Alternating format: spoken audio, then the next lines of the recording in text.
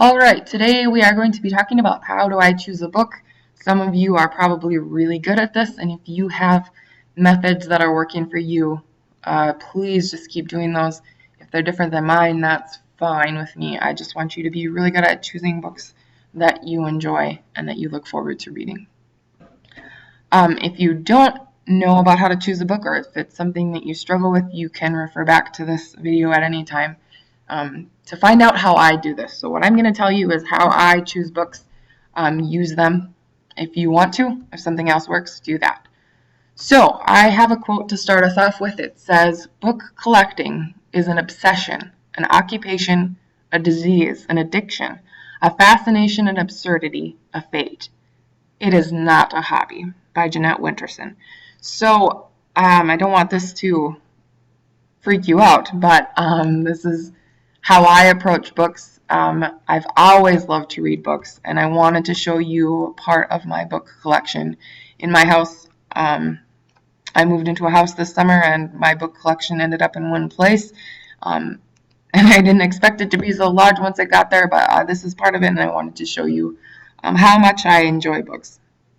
So, this is how I pick books. These are my methods that I generally use. Recommendations, authors, chatter, and then picking up and randomly looking at books. And I will tell you more about each of those. So this is the first way that I choose to find books. Recommendations is probably the biggest way that I find them. I rely on my friends, and then I've listed my 3 friends that give me the most recommendations and the best recommendations. So if you ever hear me recommend books from Melissa, Lori, or Maggie, you know that you can count on them because they are fantastic readers themselves, and they always have good books to recommend. I also rely on my family, and my mom is generally the one that gives me the most recommendations that are awesome, and she can be counted on the most often to have books to recommend. I take them all so seriously that almost every time I see them, I ask them what they're reading or if they've heard of anything that's good. So I truly count on them. They are all teacher friends, and one is a librarian, so they're fantastic. I also rely on the New York Times bestseller lists. I didn't used to do this, but I started reading some books that happened to be New York Times bestsellers, and I really enjoyed them. So I've started paying more attention to what's on those bestseller lists, and they're usually really good. I also pay attention to Amazon's recommended book list. They have several different ones that pop up, like the best books of 2013 to this point, like the best fiction, the best nonfiction. These have a lot of different categories. It's a place that I start looking for books. There I don't necessarily take them at their word, but it's a place where I start looking and seeing if I'm interested in those books. I'm also a sucker for awards on the covers of books. I try to make sure that they're reputable awards, but sometimes I just get sucked in anyway. So that's something you can look out for. Usually there's like a little icon or something, and it explains, and you can go look up that award if you're that interested. So that's another way that I take people's recommendations for books. Another way that I find books is paying attention to authors. So I have some examples here for you of how I do this.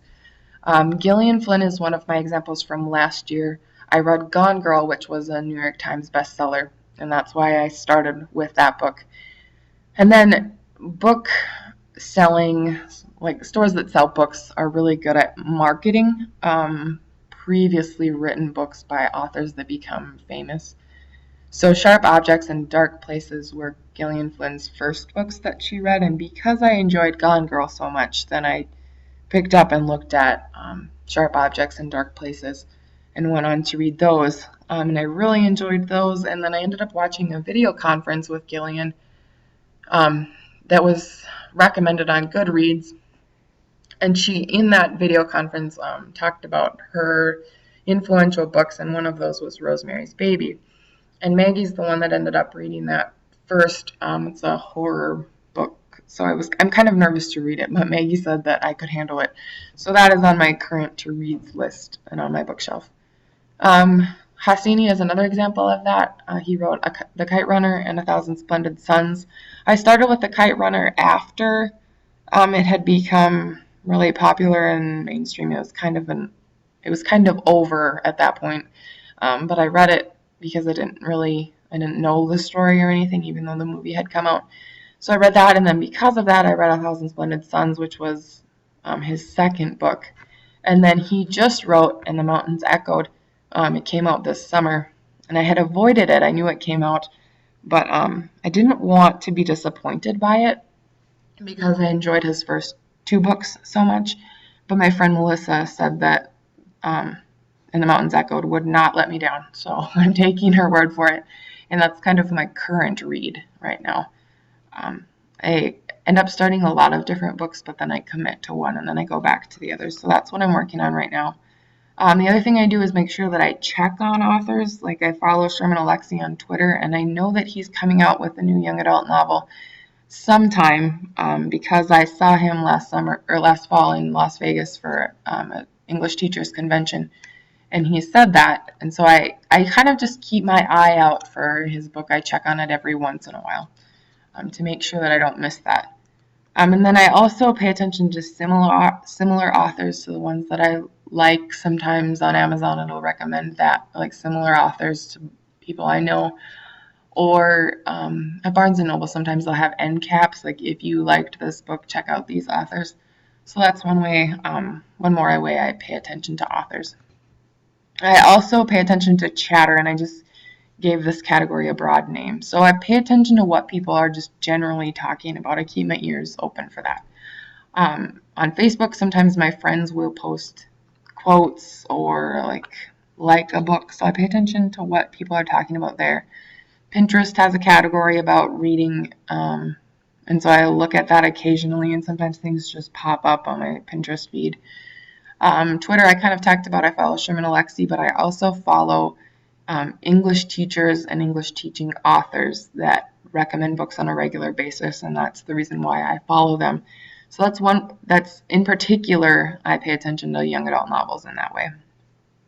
Movies sometimes help me pick out books. Cloud Atlas came out last spring. Was it last spring or whenever it came out?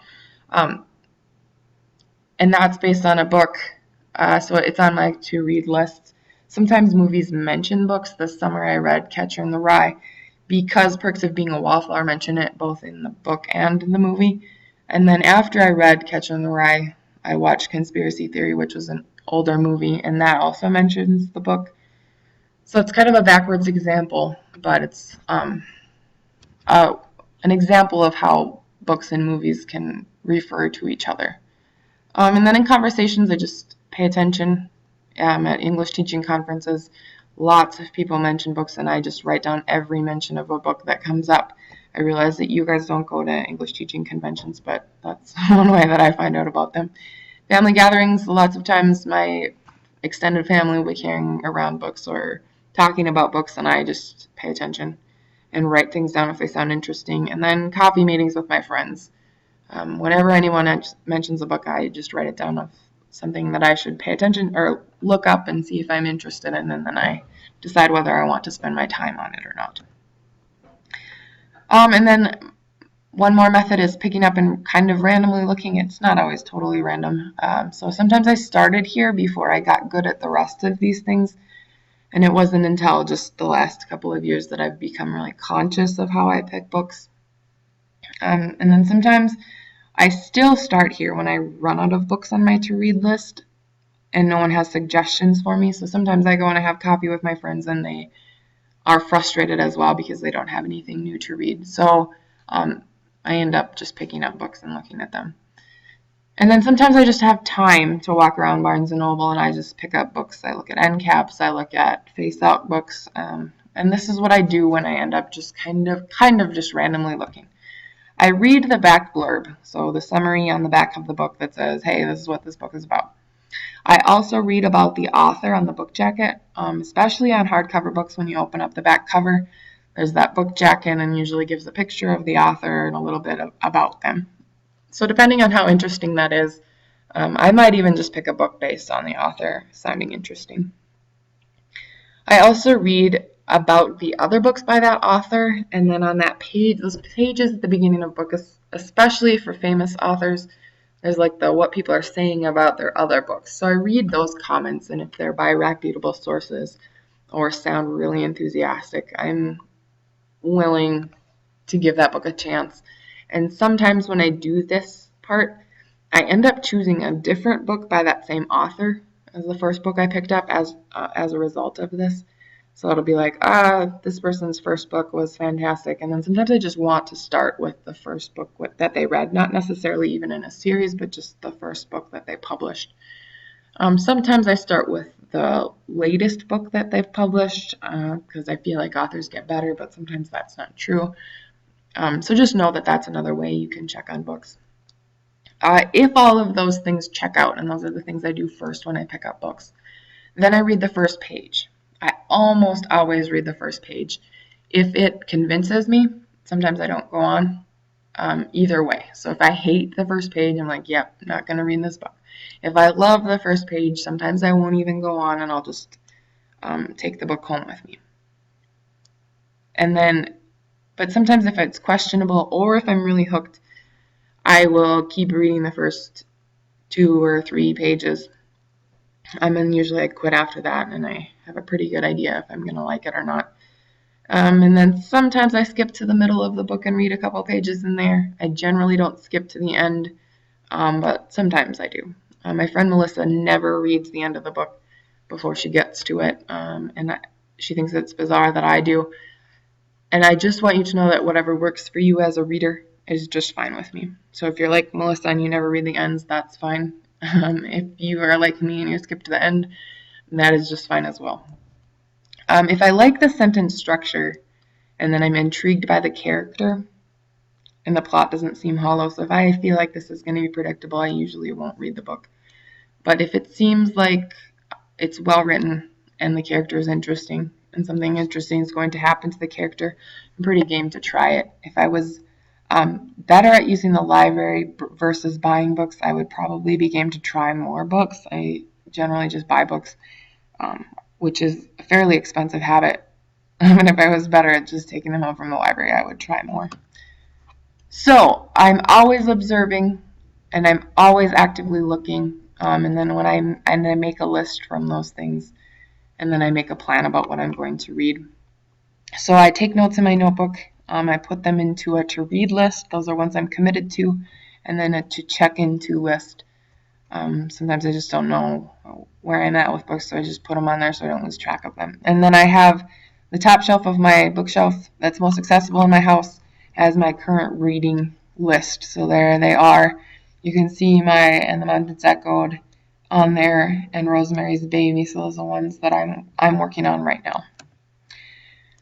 So what this means for you is that we are going to do a lot of in-class book talks. I will talk about books that I think are important for you to know about and give you little tastes of them. I will also have you guys doing book talks because sometimes people don't pay much attention to me, but you are more likely to pay attention to each other. There's a collection of book talks and recommendations on our class website already from my previous students and from my previous book talks, but we will keep that list updated with the things we talk about in class. And then I am requiring you to have a list somewhere in your notebook of your plans for the future as far as reading goes. So however you want to deal with that, if you want to have just a page that says to read, do that. If you want to have separate pages like me, like to read and to check into, that's all right too, but you need to have a list in your notebook of your plans for future reading. And then I'm coming back to our quote from the beginning. Book collecting is an obsession, an occupation, a disease, an addiction, a fascination, an absurdity, a fate. It is not a hobby. And I want this to be enjoyable. That's why it becomes all of those things. So please look forward to the future and book collecting becoming an important part of your life if it is not already. If you have any questions, let me know, and thank you for listening.